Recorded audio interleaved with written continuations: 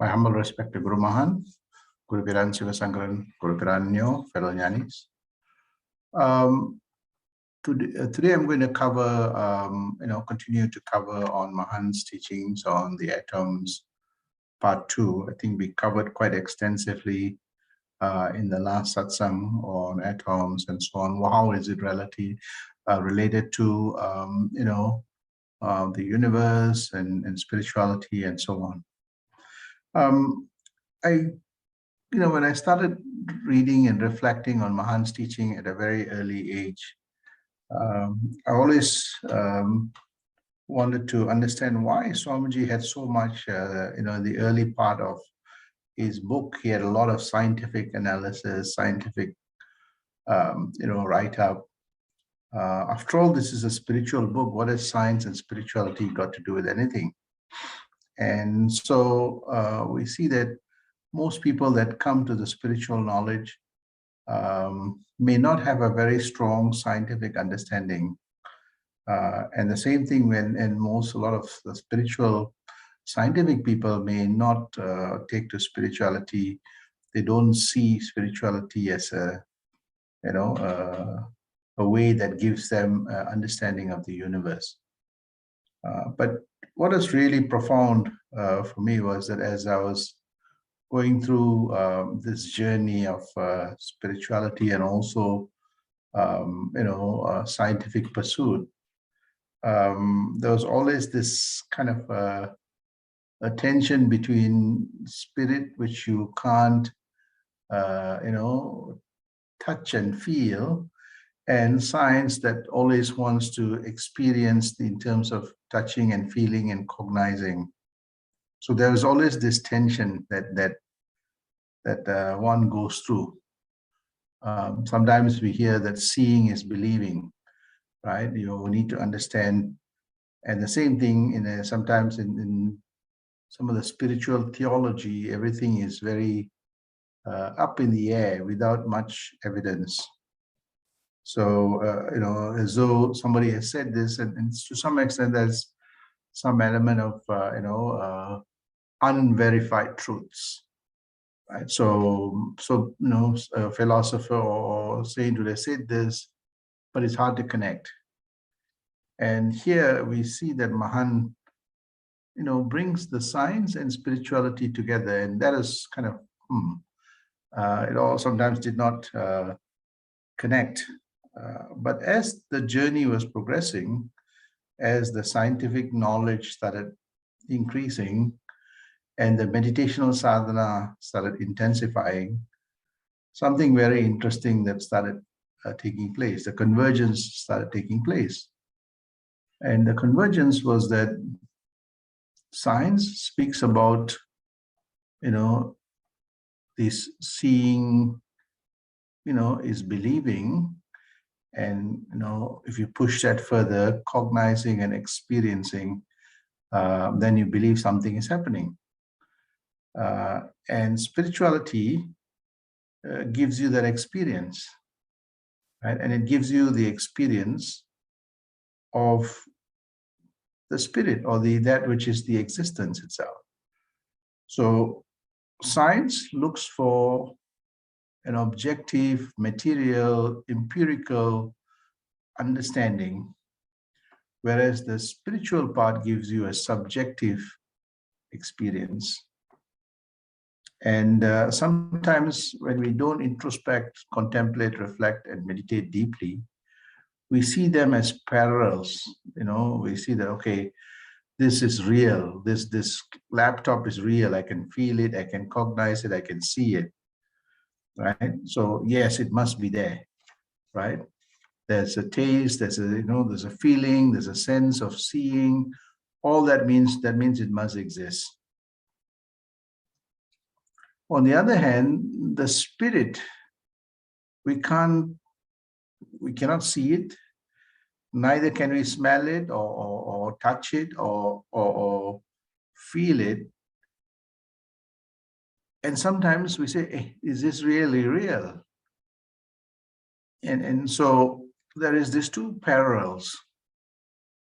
So one is that the scientist uses to explore the material world through telescopes.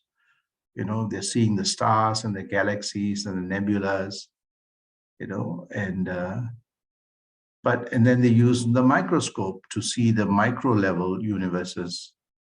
So scientists have their tools to be able to cognize and, to some extent, feel and touch and experience these things.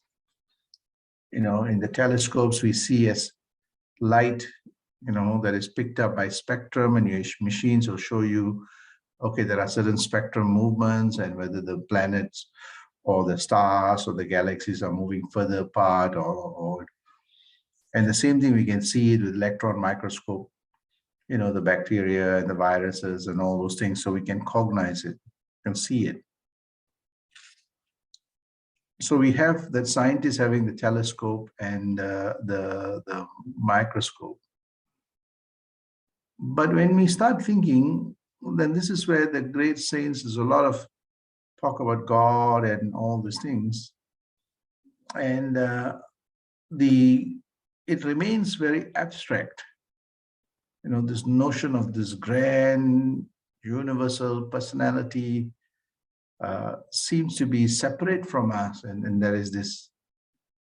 And this is the beauty of how the convergence starts taking place, how the parallel line starts converging. The same tool of analysis that we use to study the galaxies and the stars and the microbes and all the minute things using electron and telescope, it's now, instead of reflecting outside, it's reflected inside. To say, hey, what is all this is happening? Well, I'm cognizing things. Who is that which is cognizing this? So these great saints and sages were actually they were scientists themselves, in the sense that they were exploring this universe externally, and they realized that the external universe can only be cognized if there was this substratum that enabled this cognition. And the focus is on that substratum that gives rise to this cognition.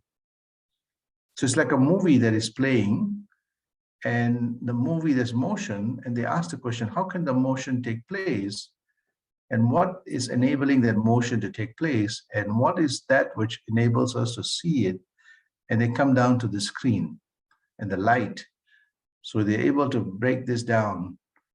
In that same way, the great saints and sages, with the same mind that discovered the telescopes and the electron microscopes, the same mind discovered this inner scope that gives us cognition, that gives us experience. So the question is that I am drinking some coffee.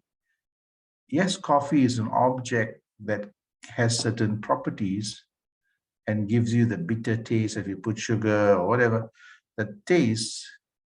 But the focus is on that object that gives you that experience. The great saints then pushed who is the experiencer.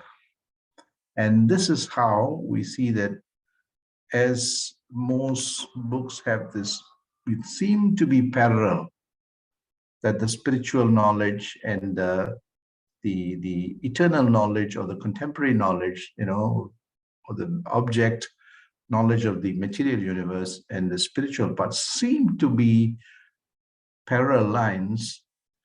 But actually, when you introspect very deeply, you see that they are actually one, they're converged. And this is what that whole process of this yoga means, is to be in union with this parallel lines, seem to be parallel, but actually they are the same.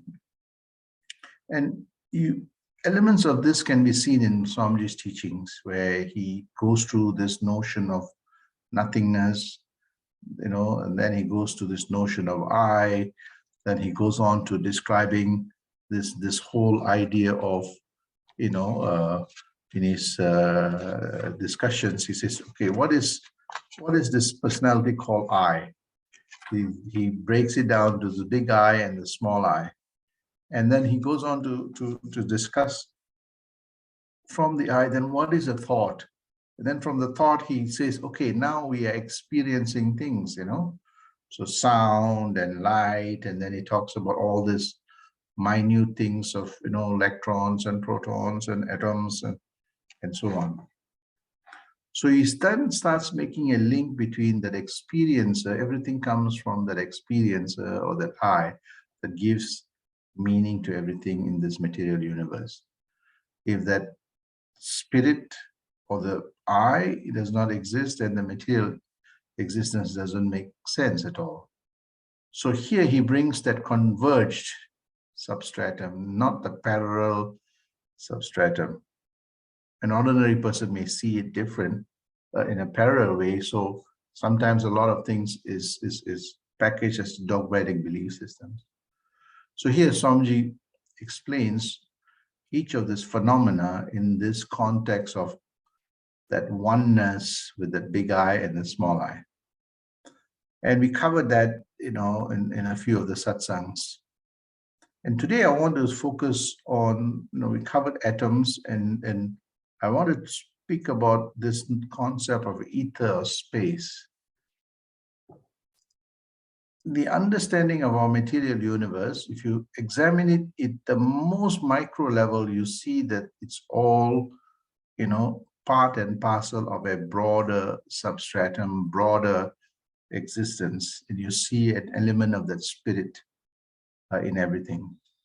So I'm going to cover this notion, a simple concept of ether or space. Sometimes it's kind of, mixed up. So I'm going to separate the two, and then I'll say why this is really important to understand this.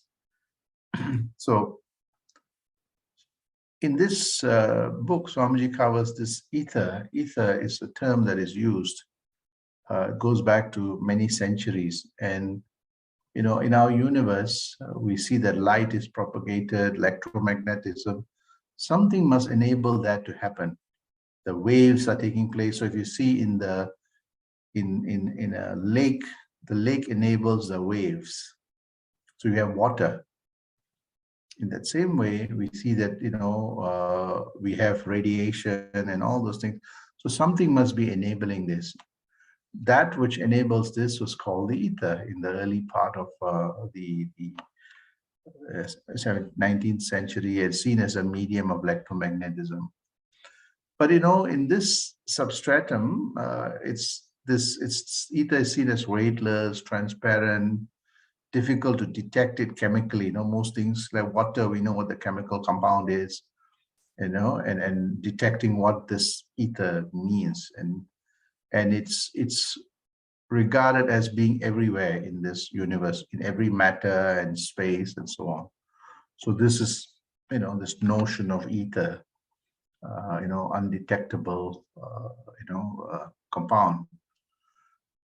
And then comes Einstein that says that, theory of relativity, he gives this notion of space and time, what space is, and brings this notion of the medium, how it's propagated, and time and space are very important. And then he defines this. So this notion of ether then slowly disappeared. It was abandoned by most of the scientific community. There's something that is transmitting. Space is part or parcel of. It's not a separate thing. It is one with everything. And this is where even Swamiji's teaching is that it's not separate, they're all one. So this is the notion of theory of relativity, is that it all depends on which level you're standing and observing, that you're seeing the same thing in a different way. So it's not something separate, it is actually one. And science tell you this, and Swamiji also, if you see this element, the small I is actually a manifestation of the big I. We see it separate. We see the body separate from the spirit, but actually the body gets its identity from that spirit, and there's this oneness that takes place. Right? So this is the thinking that we see something separate. Is it really separate, or is it there's an interconnection? Is there a convergence? So this brings me to this notion of space. What is space? And something that always keeps in mind, and I get many questions by many people say, Mahan's teachings are this, but what's science got to do with anything? And science, as what Mahan says, anything that you do without a scientific analysis is useless. You will not be able to understand. And I think Einstein also captures this very nicely. He says that religion without science is blind, and science without religion is spirituality is lame. That means it doesn't give you a full understanding of things. So we need to understand what this space means and how does it relate to who we are as a being. Because if we don't understand who we are as a being, then it's hard for us to know what our own state of reality is. So what is space? And I'm sure some of you all of us know what we are in the space, but many of us may not know what space actually is. So it's simple. Space is a dimension where there is height, there is depth, and width. This is the three dimensions where everything exists in this space, and there is this transition from one place to the other. Right? So we have this transition from one to another place. So we see that this time is built in here. So space and time are seen to be one, right? So in this context, we see that, we think time is different from space. Think of it this way: if there is no time, then what do we mean by being in a particular place where you have this three dimension, right? The same thing. So if time does not exist, space does not exist. And if space doesn't exist, time also does not exist. And you can do a thought experiment, right? Do a thought experiment. So think of your body as this identity, which has got height, depth, width, and in a particular time, in a particular location, right? Suppose the time where you are there is not there. Say, suppose you remove time, then what does it mean by being in a place? Or what does it mean by existence itself, right? And the same thing, if there is time and the body is not there, then what does it mean by existence, right? Now, why I put this question is that while we are awake, we are aware of our body, we are aware of where we are aware of the time. Now, the question comes is that what happens in deep sleep? What happens to time? And what happens to our existence, right? So here is a thought experiment that while we are awake means, we are aware of this material world. When we are aware of the material world, we are aware of this three-dimensional plus time. But when we are in deep sleep, time nor the material existence disappears. Both disappears, right? So we ask the question, what is real? So is it with space and time is real, or is it when it is not there? So the real thing is that when we are aware of this material existence, then we see the whole space-time continuum we experience it. The forces of nature, which is cause and effect, is there. But when we are able to transcend that, we see that the space-time is not there and we become transcendental. So in deep sleep, we are not impacted by anything, right? So the saint and the sinner is the same. The pauper and the prince are the same. So you see that this is giving us a good understanding of who we are, what we are, and what we are made out of. Right? So we are more than just the body. There's something much more special in us. Right? So I started looking at what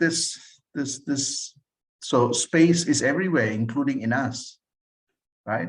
And it gives us this experience of, the three-dimension and time.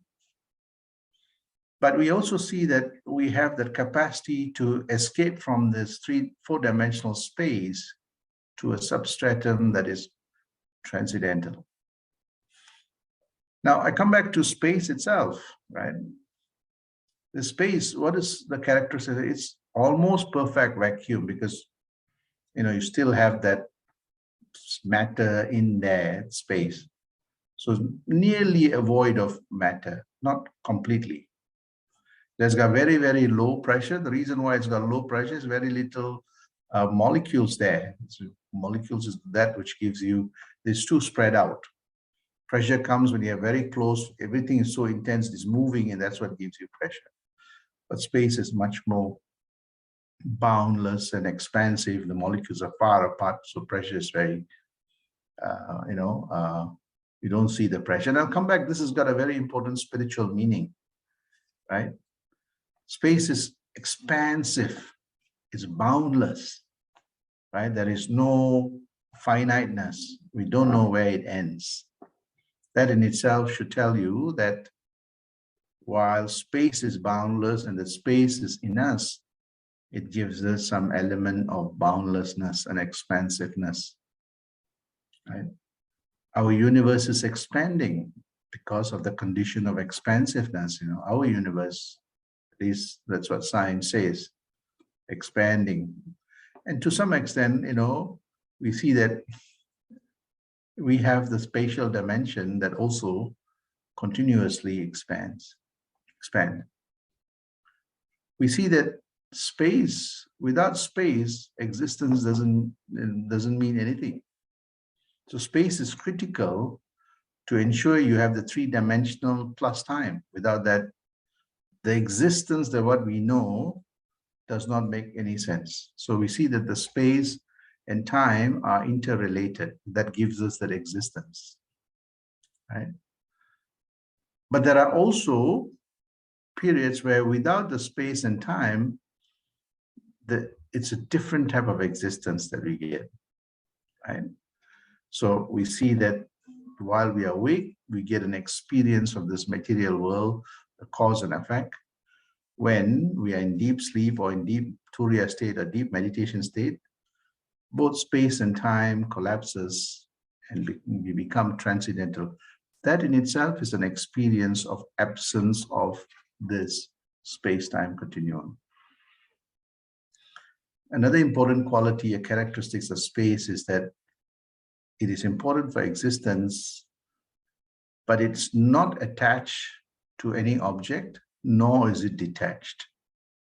And it doesn't hold on to anything, nor does it let it go. Everything needs that. So if you see in our own, you see the planetary system, you see all the planets are moving, rotating, space is there, but neither it holds on to anything, nor does it let it go, right? So it's in a beautiful state of kind of balance, harmony, equanimity, samatva, right? So all these properties of space, we know, science tells us about all these properties. It exists out there, and because we are part of that existence, all these properties are also part of us. And this is the spiritual element of what I learned from Swamiji's teachings. While we are engaging in this material world, the space in us, the greatest space that we have. So think of our mind, the foundation of our consciousness. That mind, when it is anchored on this material universe, whatever the movements or whatever the forces of this material universe impacts that mind. Cause and effect impacts that mind, right? But if the mind understands this expansiveness, this boundlessness, this whole idea of the samatva, neither attached nor detached, the mind essentially, have that similar characteristics. So we have both. The mind can morph into this material dimension that is limited, that is, got this cause and effect, impacted and all those things. And the mind also can become transcendental, universal, calm, cool. So when the mind becomes, when the material world is more quieter, the mind understands and cognizes the expansiveness, the boundlessness, and you see that existence becomes very, very different from that when the mind is so caught up, drenched in its materiality. So what here we see the Swamiji's teaching tells us is that in all of us, we have this spatial dimension. We have a spatial mind, a mind that is expansive, boundless, full of infinite potential and possibilities. But the mind often, also gets caught up and straitjackets itself on the forces of this materiality because of its material identity. So this is why, we see that great Mahans say that we have to transcend this material identity by knowing what this material world is in depth, and that is why we need to understand the laws of physics that governs this material universe. When we understand that, we're able to manage it. When we're able to manage it, we're able to transcend. We're able to then use it appropriately. We're able to understand the limitations of it. We're able to understand the power of it, and we are able to transcend to go to a higher level of our own existence. So this whole notion that, so this is the science behind everything, from nothing, something to by chance. This is the science of understanding that everything is interconnected, everything is converged. This is, for me, what it means is this is what theory of relativity is. It depends on what platform we are standing and observing. If we take a limited platform, our view will be limited. If we take a more universal platform, our existence and our understanding, our cognition becomes more and more universal. So we see that in this, that space is very important for our universe. Without space, existence would not mean anything. The material existence would not mean anything. In that same way, we see that within us, we have the spatial dimension.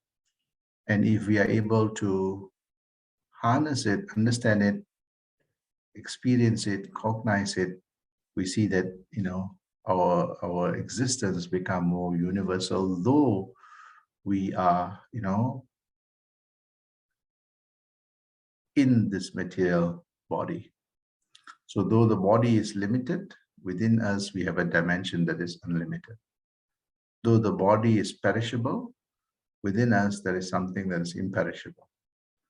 Though the body is finite, within us, there is something that is infinite. So we see that great Mahans and great saints and great sages, and including, great scientists, know this truth. And that is why they live a very, simple, they live a very kind of a divine life where every experience is divinized. They don't run away from desires or ambitions or aspirations. They divinize everything. And this is what this great Mahan teaches. Most people say, oh, you should not have desires. You should not have this. Desires and gives you experiences. Experiences gives you learning. And if there is no learning, we see that we crave for desires and sometimes we shut off other learnings. So this Mahan says, experience it, become enlightened by it. Once you're enlightened by it, you see that, you don't get caught up by these experiences, these desires, these ambitions, and you move to being from limited to an unlimited, being from a kind of a fixated and caught in something to becoming more and more liberated, more and more free, and more expansive in our understanding and our knowledge. So this is what this teaching teaches us. So knowing nature, gives us a better understanding of our own natural state of existence, our natural personality. So this is what the teachings are of this, so I hope you had a better appreciation of what space and the spatial dimension that all of us carry. And that if we are in that state of union and meditation and introspection every day, we will actually experience it. And when we experience it and we come back to our material existence, we carry that dimension of that expansiveness in everything that we do in this material world, that the understanding of the material world becomes more and more reinforced, more and more you appreciate, you live an awesome and inspirational life. With that, Sandosham,